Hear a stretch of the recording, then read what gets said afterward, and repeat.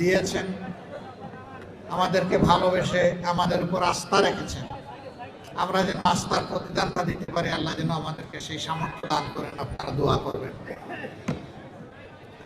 পবিত্র রমজান মাস, আমি এখানে আলোচনা শুনতে শুনতে ঢুকছিলাম। এই মাসটি হচ্ছে কোরআন নাজিলের মাস। এই কোরআন নাজিলের মাসে আমাদের জন্য বড় শিক্ষা হচ্ছে আল্লাহর কোরআনকে বোঝা এবং আল্লাহর কোরআনকে মানা। আসমানের নিচে এবং জমিনের উপরে মানব জাতির জন্য সবচেয়ে বড় নিয়ামত আল্লাহ তাআলার পক্ষ থেকে এই কোরআন। এটা ভাই আমার কথা না, এটা আল্লাহ রাব্বুল আলামিনের কথা। কোরআন শরীফে ইকরা বিসমি রাব্বিকাল্লাযী খালাক থেকে শুরু করে সূরা আল মায়েদার ৩য় আয়াত, আল ইয়াওমা আকমালতু লাকুম দীনাকুম ওয়া আতমামতু আলাইকুম নি'মাতি ওয়া রাদিতু লাকুমুল ইসলামা দীনা, এই পর্যন্ত আল্লাহ তাআলা মানব জাতির জন্য, মানব জাতির কল্যাণের জন্য, মানব জাতির সম্মানের জন্য, মানব জাতির নিরাপত্তার জন্য, মানব জাতির আখিরাতকে সুন্দর করার জন্য আল্লাহ তাআলা ৬৬৬৬ আয়াত আমাদেরকে দান করেছেন। এই পুরাটা নিয়েই আল্লাহর কালাম, পুরাটার নাম হচ্ছে ফুরকানে হাকিম, কোরআনুল মাজিদ। আল্লাহ তাআলা নিজেই সেখানে ওই মায়াদার ৩য় আয়াত, এই আয়াতটি রাসূল করিম সাল্লাল্লাহু আলাইহি সাল্লামের জীবনে আল্লাহ তাআলার পক্ষ থেকে নাজিল করা সর্বশেষ আয়াত। এই আয়াতে আল্লাহ তাআলা কি বললেন? আল ইয়াওমা আকমালতু লাকুম দীনাকুম।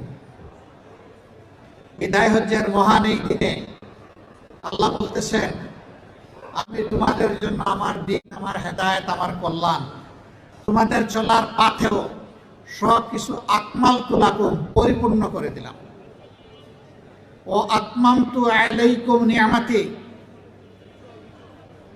আর সমস্ত নিয়ামতকে আমি তোমাদের জন্য পূর্ণতা দান করলাম, এইটাও পরিপূর্ণ করে দিলাম এই কোরআনের মাধ্যমে। তাহলে কোরআন হচ্ছে নিয়ামতের ভান্ডার। কার পক্ষ থেকে? কার জন্য?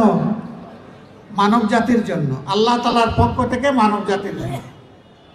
এখন মানুষ যদি নিয়ামত করা সম্পদ তার ঘরে রেখে বেকারের বেশে হাত পেতে বাইরে বেড়ায়, তাইলে সে মানুষের কি হবে? ভাই এখানে কিছু ভাই এখানে কিছু কথা বলবেন না, যে তাহলে আমি বেকারের হাত পেতে বেড়াতেই পারি। আজকে মুসলমান জাতির অবস্থা ঠিক এইরকম। আমার বিশ্বাস, বিশ্বে যে ২৫০ কোটি মুসলমান আছে, তাদের প্রত্যেকের ঘরে কোরআন শরীফ আছে, এটা আমার বিশ্বাস। কারো সিনার মধ্যে কলবে আছে, কারো ঘরের মধ্যে কিতাব আকারে সংরক্ষিত আছে। মানুষের জীবনের এমন কোনো প্রশ্ন, এমন কোনো জিজ্ঞাসা, এমন কোনো প্রয়োজন, এমন কোনো সমস্যা নেই যার সমাধান আল্লাহ তাআলা কোরআনে হাকিমে দেন নাই। পরিপূর্ণ সমাধান আল্লাহ তাআলা দিয়েছেন। যতদিন মানব জাতি কোরআনের নেতৃত্ব দুনিয়ায় পেয়েছে, মানব জাতি ছিল সত্যিকার অর্থেই মানব জাতি, সম্মানের জাতি, পরস্পরের জন্য কল্যাণকামী, দুরাচারী, দুঃসাহসী, সীমালঙ্ঘনকারী ছিল না, তার বাইরে নয়। এখানে শতকরা ৯১% মুসলমান আমরা বসবাস করি। ৯১% মুসলমান বসবাস করি বলে বাকি ৯% যারা আছেন তাদের উপর কোনো ধরনের দুঃশাসন চাপিয়ে দেওয়ার অধিকার কোনো মুসলমানের নেই। বরঞ্চ ১০০% মানুষের উপরে সুশাসন নিশ্চিত করার দায়িত্ব হচ্ছে মুসলমান। এই জন্য জুমার নামাজে যখন যান, প্রতিদিন জুমার খুতবায় ইমাম সাহেব আমাদেরকে সেই আয়াতটি স্মরণ করে দেন, ইন্নাল্লাহা ইয়া'মুরুকুম বিল আদলি ওয়াল ইহসান ওয়া ইতাই যিল কুরবা ওয়া ইয়ানহা আনিল ফাহশাই ওয়াল মুনকার। এই আয়াতটা স্মরণ করে দেন। কি বলেন সেখানে? যে আল্লাহ তোমাদেরকে হুকুম দিচ্ছেন, নির্দেশ দিচ্ছেন, তোমরা সমাজে ন্যায় বিচার কায়েম করো এবং পরস্পরের প্রতি তোমরা সহানুভূতির, শ্রদ্ধাশীল হও। তোমরা আপনজনদেরকে যার যার পাওনাটা ঠিক মতো সমঝে দাও। তোমরা সব ধরনের মুনকার কাজ, অন্যায় কাজের বিরোধী হয়ে দাঁড়াও। তোমরা সব ধরনের অশ্লীলতা, মাদকতা, বেহায়াপনা থেকে সমাজটাকে মুক্ত করো। এটা কি আমি বললাম না আল্লাহর হুকুম? এই কয়টা কাজ সমাজে বন্ধ হোক, দেখেন এই সমাজটা সোনালী সমাজ হইতে আর বাকি থাকে কিনা। এই সমাজটা সোনালী সমাজ হয়ে যাবে। 54 বছর স্বাধীনতার পর মানুষ পালাক্রমে অনেক দল, অনেক আদর্শ দেখেছে। জনগণ অবস্থান নিয়ে ভোট দিয়েছে। বলবেন ভোট দিলে তাইলে আপনারা সরকার গঠন করলেন না কেন? এটা তো ঠিকই, এই প্রশ্ন তো যথার্থ প্রশ্ন। আবার জিজ্ঞেস করবেন ভোট যে দিছে তার প্রমাণ কি? ভোট দিছে তার প্রমাণ হলো আমরা জনগণকে বলেছিলাম আমরা সংস্কার চাই, আমরা নতুন বাংলাদেশ চাই, আমরা নতুন রাজনীতি চাই, আমরা পরিবর্তন চাই। এই চাইয়ের পক্ষে যারা আছেন তারা হা ভোট দেবেন। 69 জনগণ হা ভোট দিয়েছে, এইটাই তার প্রমাণ।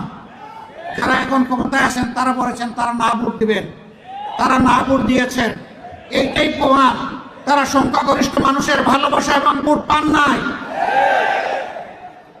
বিভিন্ন কায়দায় সেই ভোট নেওয়া হয়েছে। আমরা কায়দাগুলো আবার ভালো করে রপ্ত করেছি, চিনে নিয়েছি।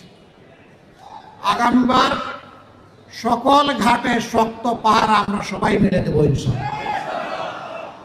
নারী পুরুষ সবাই মিলে দেব। আমাদের অধিকার আর কাউকে কেড়ে নিতে দেব না। এবার প্রশ্ন করতে পারেন, আপনারা যদি তাই বিশ্বাস করেন তাহলে শপথ নিয়ে আপনারা আবার সংসদে গেলেন কেন? হ্যাঁ, আমরা আপনাদের ভোটের যেটুকু মর্যাদা স্বীকৃতি হয়েছে তার অমর্যাদা আমরা করতে পারি না। আমরা সংসদে গিয়ে আমাদের পক্ষে কথা বলবো না, ইনশাআল্লাহ জনগণের পক্ষে কথা বলবো এবং আপনাদের অধিকার আদায় করে ছাড়ার চেষ্টা করব। কিছু লক্ষণ ভালো, যে কেউ ভালো কাজ করে আমরা তাকে ধন্যবাদ দেব। আমরা সবার আগে বলেছিলাম আমাদের এমপি মন্ত্রী কেউ হলে সরকারি প্লট নিবে না, বিনা ট্যাক্সের গাড়ি আমরা চড়ব না। আলহামদুলিল্লাহ আমাদের রাস্তা ধরে সরকারি দল একই ঘোষণা দিয়েছে, তাদেরকে অভিনন্দন। আমরা বলেছিলাম প্রবাসের রিমিটেন্স যোদ্ধারা মারা যাওয়ার পরে তাদের লাশ নিয়ে টানাটানি ঠেলাঠেলি হবে না। আমরা সম্মানের সাথে রাষ্ট্রীয় দায়িত্ব এবং খরচে আমাদের ঘাড়ের উপর তাদের পবিত্র লাশ বাংলাদেশে নিয়ে আসবে। বর্তমান সরকার একই ঘোষণা দিয়েছে, তাদেরকে অভিনন্দন। আমরা সরকারকে বলবো মানুষের সবচেয়ে বড় অধিকার ভোটের অধিকার, এটা হরণ করা হয়েছে, আগামীতে এটা যেন হরণ করা না হয়। তারা যদি এইটা হরণের পথ থেকে সরে আসেন আমরা তাদেরকে আরেকবার অভিনন্দন জানাবো। হ্যাঁ, জনগণের ভোটে তারা যদি 100 ভোট পেয়ে নির্বাচিত হয়ে যান তখনও তাদেরকে আমরা অভিনন্দন জানাবো। কিন্তু ইঞ্জিনিয়ারিং করে, কায়দা করে, ইলেকট্রিসিটি বন্ধ করে দিয়ে আপনাদের পাশে ঘটেছে বাসন থেকে কারেন্ট বন্ধ করে দেওয়া হয়েছে, নয় করা হয়েছে। আমরা এগুলো আর দেখতে চাই না। দেশের বহু জায়গায় গায়ের জোর খেটকে আমাদের এজেন্টদেরকে বের করে দেওয়া হয়েছে। আমাদের এজেন্টরা রক্তের বিনিময়ে ভোট চায় নাই, এই জন্য তারা ছেড়ে দিয়ে চলে গেছে। আগামীতে মানুষের ভোটের অধিকারের পক্ষে জীবনের বিনিময়ে হলে আমরা দাঁড়িয়ে যাব ইনশাআল্লাহ। আপনারা দোয়া করবেন।